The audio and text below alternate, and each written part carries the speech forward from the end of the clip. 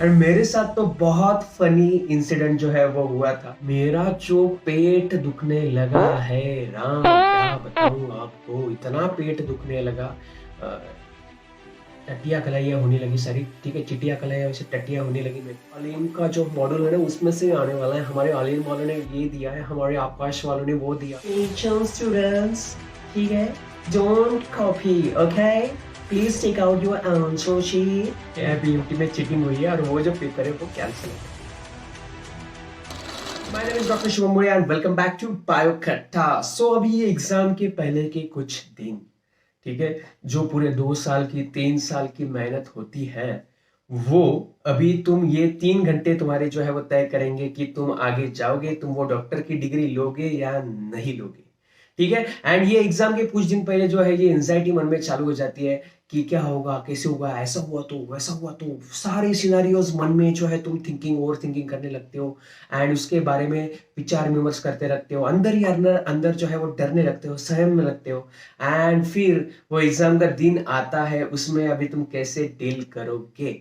सो इन्हीं सब चीजों में मैं आपके लिए मेरा खुद का एक एक्सपीरियंस शेयर करना चाहता हूँ कि बेटा तुम अकेले नहीं हो, ये सबके साथ होता है। एंड मेरे साथ तो बहुत फनी इंसिडेंट जो है वो हुआ था, वही मैं आप सबके साथ जो है वो शेयर करने वाला हूँ कि मेरा एग्जाम डे कैसा था, उसके अगले वाला दिन कैसा था और मैंने एग्जाम किस तरीके से दिया, इसी के बारे में आज हम बात करने वाले हैं। तो अगर मैं बात करूं, जब मैं 12th स्टैंडर्ड में था, मतलब 2015 की बात है।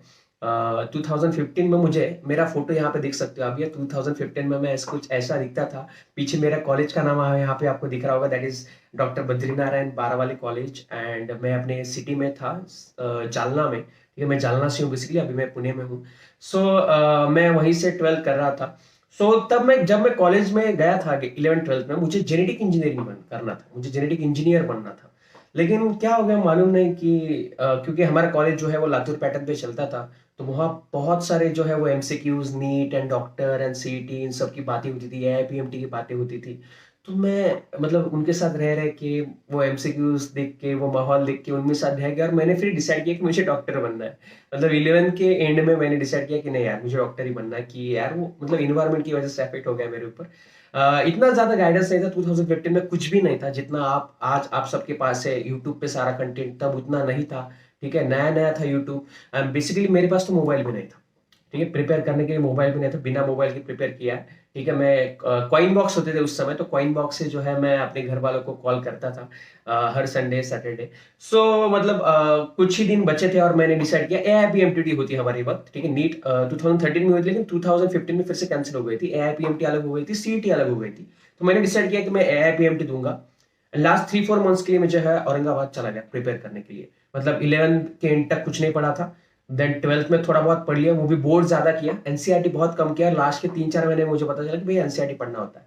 तो लास्ट के 3-4 महीने में पूरी जान लगा दी, दिन रात मेहनत की, जितना हो सकता था उतना किया। एंड यू नो दैट कि 3-4 महीने में ज्यादा से ज्यादा कितना हो सकता है। बायो मैंने बहुत अच्छा किया था, इसलिए मैं एक बायोलॉजी का एजुकेटर हूँ शायद आज। लेकिन chemistry okay okay, physics what, as usual NEET aspirant, average NEET aspirant में भी फिजिक्स में मेरी भी वाट लगी थी। सो मैं कुछ ऐसा था। एंड फिर मुझे होप्स ही नहीं थी कि मैं ये एग्जाम क्वालिफाई कर जाऊंगा, क्योंकि AIPMT is all India level exam and उसके लिए बच्चे 2-2 3-3 साल से प्रिपेयर कर रहे थे, मुझे मालूम था। तो मैंने सोचा कि चलो भैया एग्जाम के बहाने घूम के भी आएंगे, क्योंकि घर वाले इतना भेजते नहीं थे एग्जाम के लिए। तो मैंने एग्जाम का सेंटर जो है वो डाला था मुंबई एंड पुणे। तो मुझे एग्जाम सेंटर आया मुंबई, जालना मुंबई, लगभग 360-400 किलोमीटर का डिस्टेंस है।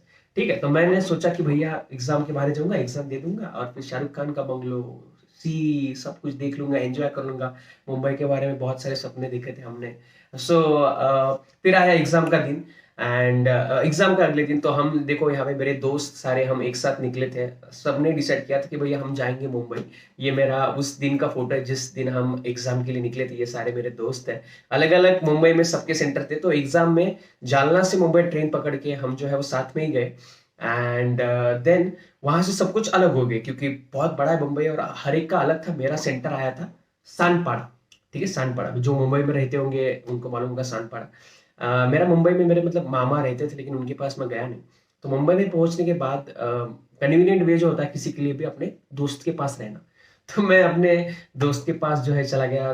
देखो मेरी ज़िंदगी में इतने रिश्तेदार काम नहीं आए हैं, इतना जो है कोई काम नहीं आया है। लेकिन मेरे दोस्त जो है ना वो काफ़ी अच्छे थे, तो मैं एक दोस्त के पास चला गया वहाँ पे मुंबई में रहने के लिए। तो लगभग मैं सुबह-सुबह पहुँचा था, नहीं, सुबह-सुबह पहुँचा था मैं मुंबई।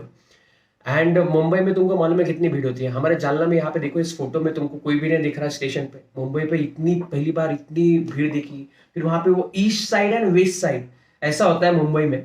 सो मैं उसमें भी कंफ्यूज हो गया। फिर पूछते पूछते इसको पूछ उसको पूछ ऐसे करते करते फाइनली मैं जो हूँ लोकल पकड़ के शाम हो गई थी, तब तक मैं अपने दोस्त के पास चला गया। वेस्ट साइड या ईस्ट साइड मुझे याद नहीं अभी, ठीक है। तो वो मुंबई का बहुत बड़ा जंक्शन है, वो east side west side central and local and फलाना एंड ढिमकाना, ठीक है। तो शाम हो चुकी थी एंड भूख बहुत लगी थी क्योंकि कुछ खाया नहीं था सुबह से। तो मेरे दोस्त को बोला कि क्या मिलता है यहाँ पे आसपास। मेरा दोस्त भी ऐसे एरिया में रहता था जहाँ पे खाने के लिए इतना नहीं मिलता था। तो बोला कि चाइनीज मिलता है यहाँ पे, बहुत अच्छा चाइनीज है। तो एग्जाम का अगला दिन शाम के 5-6 बजे, कल मेरे को जो है वो 10 बजे रिपोर्ट करना था सुबह, यानी 11 से 2 बजे मेरी एग्जाम थी AIPMT, ठीक है। सो मैंने सोचा कि चलो यार चाइनीज ही खाते। तो मैंने भर भर के चाइनीज खाया। वो क्या क्या होता है, वो नूडल्स खाए एंड वो क्या होता है वो पनीर, कुछ तो भी चिली, पनीर चिली या कुछ तो भी था, वो भी खा लिया। जैसे ही मैं खा के आया, मेरा जो पेट दुखने लगा है, राम क्या बताऊं आपको, इतना पेट दुखने लगा। अ, टट्टियां कलाइयां होने लगी सारी, ठीक है। चिटिया कलाइयां से टट्टियां होने लगी मेरे को। एकदम लूज मोशन चालू हो गए, टट्टियों पे टट्टियां होने लगी, ठीक है। सो अब मैं दोस्त को बोला कि भैया मेरे कल एग्जाम है, ये क्या खिला दिया तूने। मैं उसको गाली दे गया। हैशटैग हैशटैग समझ लो, जो भी गाली दिया होगा दोस्तों में वो भी गाली होती है। सो उसको बोला कि भैया जाए मेडिकल से मेरे लिए दवाई ला ले। रात के 8-9-10 बजे थे, वो बेचारा गया मेरे लिए दवाई लेके आया। फिर मैंने दवाई ली, थोड़ा मुझे को अच्छा लगा रात में। एंड मैंने सुबह मैं उठ गया, ठीक है। तो अगले दिन मैंने कुछ भी पढ़ाई नहीं की है, मैंने अगले दिन कुछ भी रिवाइज नहीं किया है, ठीक है। बेसिकली बच्चे चाहते हैं कि अगले दिन वो सारा रिवाइज करे सिलेबस, लेकिन मैंने अगले दिन कुछ भी रिवाइज नहीं किया है। उसके अगले भी दिन, मतलब जब मैं जालना से निकल रहा था तब उसका वो शाम भी मैंने कुछ रिवाइज नहीं किया था, ठीक है। तो मतलब होप्स ही नहीं थे ना, ठीक है। सो सुबह उठा, दोस्त ने मुझे सेंटर में पहुंचा दिया। 9 बजे सेंटर में पहुंचा, तो वहां पे जाने के बाद मैंने माहौल देखा।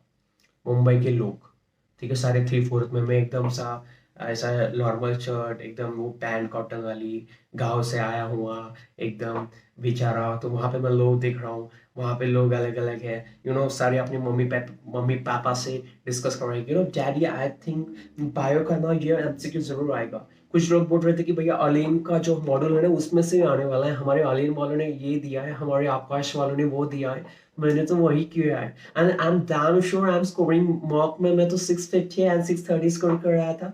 एंड डैम श्योर कि मैं इस बार भी करूंगा। तो मैं ऐसे बातें सुन रहा था सबकी कि ये वो कर रहा है, मैं तो वहीं पर डर गया। आधा कॉन्फिडेंस तो मेरा वहीं पे टाइटा फिश, ठीक है, कि भैया इतने अच्छे अच्छे लोग हैं, इतने मतलब इतने बड़े बड़े लोग हैं, इतने एकदम ऑसम क्लेवर क्लेवर बच्चे, एक्सेंट एंड ऑल। एंड हमने तो इंग्लिश के पहले ही, अभी तो अच्छा बोल लेता हूँ ठीक ठाक, वहां तो तब मेरे को समझ में भी नहीं आता क्योंकि गांव से आया बंदा क्या समझेगा इंग्लिश, ठीक है।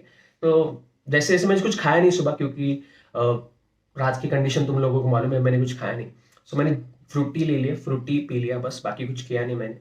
एंड देन हम सेंटर के अंदर चले गए, ठीक है। सेंटर के अंदर चलने के बाद वहां पे भी लोग भी जो है वो जो ये होते हैं ना एग्जामिनर होते हैं जो आते हैं, वो भी इंग्लिश में बात कर रहे थे। अटेंशन स्टूडेंट्स, ठीक है, don't copy, okay, please take out your answer sheet and fill it very carefully, ठीक है। मैं उसके तरफ देख रहा हूँ, ये कौन सी भाषा में बात कर रही है भैया, ये कौन सी भाषा में बात कर रही है, ठीक है। लेकिन थोड़ा सा दिमाग दिया था भगवान ने, तो मैंने आजू बाजू में देखा कि लोग क्या कर रहे हैं। फिर मैंने देखा अच्छा आंसर शीट निकालनी है। फिर वो बोली कि please carefully fill up your roll number because it's very important, if you go wrong then your whole paper will be waste, total waste, okay. So तब समझ में आया कि भैया रोल नंबर अच्छे से डालना है। वो रोल नंबर डालने वाला जो मोमेंट होता है ना, वो काफी थक थक थक थक वाला होता है, क्योंकि वहां पे आपको मालूम है कि एक नंबर भी, एक भी डॉट ऐसा ऐसा ऐसा करते हुए कुछ गलत हो गया तो वाट है। तो बहुत ही डरते डरते एकदम केयरफुली मैंने रोल नंबर डाला। फिर वहां फिर पेपर आया, ठीक है। पेपर में आने के बाद देखा हमने कि भैया सबसे पहला फिजिक्स दिखा हमको। तो हमने उसको ऐसा दूर से नमस्कार किया कि फिजिक्स भैया था बाजू में, केमिस्ट्री भैया को फिर से नमन कर लिया, हमने केमिस्ट्री का पेपर देखा, बाजू दिल था जान था बायोलॉजी, तो भैया बायोलॉजी हमने खोला, सटा से बायोलॉजी एकदम आ रहा है आ रहा है आ रहा है आ रहा है। फिर जो कॉन्फिडेंस बढ़ गया थोड़ा सा कि बायोलॉजी आता था ऑब्वियसली, एंड मतलब कुछ कुछ नहीं आते थे, AIPMT था, तो मुझे लगता है मैंने बायोलॉजी के 90 में से मैंने लगभग जो है वो 75 मैंने सॉल्व कर लिया था। आई एम डैम श्योर कि 75 में से 70 जो है वो मेरे करेक्ट आ जाएंगे, ठीक है। ज़्यादा सॉल्व नहीं किए थे मैंने, 75, क्योंकि ऑल इंडिया लेवल PMT था, उसमें माइनस में डालना नहीं चाहता था, जितना भी पढ़ा नहीं था, तो 90 में से 75 मैंने वहाँ पे सॉल्व कर लिए थे। मुझे डैम श्योर था कि 70 के ऊपर करेक्ट आ जाएगा, मतलब जो मालूम था वो मैंने किया नहीं। फिर मैंने केमिस्ट्री लिया, केमिस्ट्री में भी मुझे पूरा पेपर नहीं आता था, सो 45 में से मुझे लगता है मैंने 32 के आसपास सॉल्व कर लिए। एंड फिजिक्स के भी मैंने लगभग जो है वो 25-30 के आसपास सॉल्व कर लिए क्वेश्चन। फिजिक्स का मुझे बहुत हार्ड गया एग्जाम।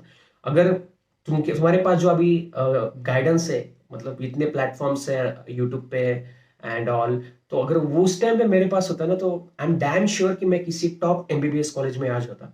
लेकिन भैया जो भगवान को मर्जी होती, तो ऐसा मैंने एग्जाम दे दिया। मैं आने के बाद कोई चिल नहीं था, कोई टेंशन नहीं था। फिर आया, फिर आंसर की तुरंत आ जाती, तुमको मालूम, शाम तक आंसर की आ गई थी, आंसर की चेक किया, आई वॉज स्कोरिंग लगभग 560 मार्क्स आउट ऑफ द 720, ठीक है। 720 में से 560 आ रहे थे मुझे। मैं इतना खुश था खुद के ऊपर, इतना खुश था कि भैया, क्योंकि उस टाइम पे 560 570 मतलब महाराष्ट्र में कोई ना कोई मुझे ऑल इंडिया कोटा से गवर्नमेंट कॉलेज मिल जाता MBBS, ठीक है। सो फिर मैं एकदम अय्याश हो गया, मैंने पढ़ना छोड़ दिया, ठीक है। मैंने मतलब 15-20 दिन कुछ नहीं किया ऐसा। फिर 15-20 दिन बाद पता चला कि AIPMT में चीटिंग हुई है, AIPMT में चीटिंग हुई है, और वो जो पेपर है वो कैंसिल हो गया, ठीक है, कैंसिल हो गया। एंड वो जो मुझे जिसमें 560 आ रहे थे वो गए वेस्ट, टोटल वेस्ट। फिर 2 महीने बाद फिर से एग्जाम हुई, लेकिन मैंने उस 2 महीने में कुछ भी नहीं पढ़ा, क्योंकि एक बार मूड चला गया तो चला गया, ऐसा ही टाइम पास पढ़ता रहा, कभी पढ़ता था कभी पढ़ता ही नहीं, तो कुछ भी नहीं पढ़ा ऐसे, मतलब टोटल एंजॉय, ठीक है। तो मतलब एक तो देर से पता चली, फिर से फिर कहाँ प्रिपेयर करो, फिर से जितना हो सकता था घर बैठ के उतना किया। एंड फिर सेकेंड टाइम में आई वॉज स्कोरिंग 480 मार्क्स। दूसरे एग्जाम में मुझे जो है वो लगभग 480 मार्क्स जो है वो आ चुके थे, ठीक है। सो देखो सत्य है, ठीक है, लाइट आ गई, सत्य है, ठीक है। सो दैट्स वाई 480 मार्क्स आ गए। एंड मुझे जो है वो MBBS नहीं मिला, कुछ मतलब 10-15 मार्क्स से मेरा MBBS चला गया, एंड मैंने BDS में एडमिशन ले लिया, क्योंकि घर में ऐसा नहीं था परिस्थिति कि मैं फिर से रिपीट कर सकूँ, ड्रॉप कर सकूँ, घर वाले राजी भी नहीं थे, एंड मेरा भी इतना अच्छा नहीं था, तो मैंने BDS ले लिया। लेकिन देखो, मैं खुद MBBS नहीं पंजाया, मैं डेंटिस्ट हूँ, लेकिन पिछले 2 सालों में मेरे 100 से ज़्यादा बच्चे आज डिफरेंट गवर्नमेंट MBBS कॉलेज में हैं। मैंने 150 से ज़्यादा BDS डॉक्टर डेंटिस्ट तैयार किए, एंड 200 से ऊपर मैंने BMS डॉक्टर्स प्रिपेयर किए, एंड आगे भी करता रहूँगा। इस बार मेरा खुद का एम है कि 300 से 400 लगभग बच्चे जो है वो अपने टोटल सारे डॉक्टर्स बनने चाहिए, ठीक है। इस बार तो बहुत अच्छा रिजल्ट आने वाला है, क्योंकि हमने बायोकट्टा पे पढ़ाया है, ठीक है, टेलीग्राम पे भी बताया है। सो ये था मेरा ओवरऑल एक्सपीरियंस, एग्जाम का एक्सपीरियंस कैसा लगा। लेकिन आपको इससे कुछ बातें सीखनी है, क्या सीखनी है, क्या क्या सीखा आपने, ये मुझे आप कमेंट सेक्शन में बताओगे। लेकिन मैं भी कुछ पॉइंट समराइज करता हूँ, कुछ छूट गया होगा तो आप मुझे नीचे कमेंट सेक्शन में बताना कि आपको इस स्टोरी कैसी, लेकिन आपने इससे क्या सीखा। सबसे पहले सेंटर होप आपने अपने घर के पास ही लिया होगा, दूर घूमने जाना है तो बाद में जाना टिकट निकाल के, दूर सेंटर लेने की जरूरत नहीं है। सेकेंड, अगले दिन प्लीज घर का खाना खाओ, बाहर का कुछ भी मत खाओ, हल्का फुल्का खाओ, ठीक है। एंड एक दिन पहले जाओ, मतलब 2 दिन पहले जाओ कहीं, अगर दूर सेंटर है तो एक दिन रेस्ट मिलता है, एक दिन तुम रिवाइज कर पाओगे अगले दिन। तो मैंने रिवाइज नहीं किया था, that was my second fault. Then third, डर मत जाना, ठीक है। एग्जाम का माहौल देख के बाहर जो बच्चे डिस्कस कर रहे हैं, प्लीज किसी की भी मत सुनो कि कौन क्या डिस्कस कर रहा है। आने के बाद भी किसी की मत सुनो कि किसका आंसर क्या आ रहा है, किसका क्या गलत हो गया, क्योंकि ये अभी वो हो गया, अब हो गया, या जो होने वाला है वो होने वाला है। अभी प्रेजेंट में अपना कॉन्फिडेंस लो करके कुछ फायदा होता नहीं है, ठीक है। सो बाकी एक प्लस पॉइंट है इसमें कि मैंने बायो से स्टार्ट किया, मुझे बायो आता था, तो तुम भी वैसा ही करोगे। तुमको जो सब्जेक्ट आता है उससे स्टार्ट करो, कॉन्फिडेंस बढ़ जाएगा, फिर बाकी का पेपर अपने आप इजी आ जाता है। पहले 3-4 क्वेश्चन शायद तुमको कभी कभी ना आ जाए, लेकिन ठीक है, डरने का नहीं है। पूरा पेपर जैसे जैसे पेपर आगे आगे जाता है हमको कुछ ना कुछ आता है, क्योंकि वो 2 साल की मेहनत होती है ना बच्चा, वो 2 साल की मेहनत काम आती है। वो 2 साल की मेहनत जो है वो याद आता है धीरे धीरे। ऐसा नहीं है कि हमको कुछ याद नहीं आता है, हमको लगता है कि पेपर में याद आएगा क्या इतना बड़ा। जैसे हम क्वेश्चन देखते हैं, जितनी हम प्रैक्टिस की होती है तो वो अपने आप मेमोरी में याद आ जाता है, अपने आप तुम टिक करते हो, तो डरने की कोई बात नहीं है। ठीक है। सो और भी एग्जाम के पहले दिन क्या करना है क्या नहीं करना है इसके इंस्ट्रक्शन लेके मैं एक वीडियो लाऊंगा। लेकिन तब तक भैया please don't forget to like share and subscribe to this channel. आपको ये स्टोरी कैसी लगी मुझे जरूर बताना, and please share this story with other NEET aspirant, उनको भी मजा आएगा, होप तुमको भी मजा आया होगा। ठीक है। क्वालिटी कंटेंट दे रहा हूँ यार, चैनल ग्रो करना है तो हेल्प चाहिए तुम लोगों की, कि भैया ज्यादा से ज्यादा बच्चों तक मैं पहुंचूं और उनको हेल्प कर सकूं उनकी जर्नी में। ठीक है। तो बच्चों के साथ शेयर करना है, सब्सक्राइब भी करना है। तो मिलते हैं अगली वीडियो में, तब तक के लिए बाय बाय, जय हिंद।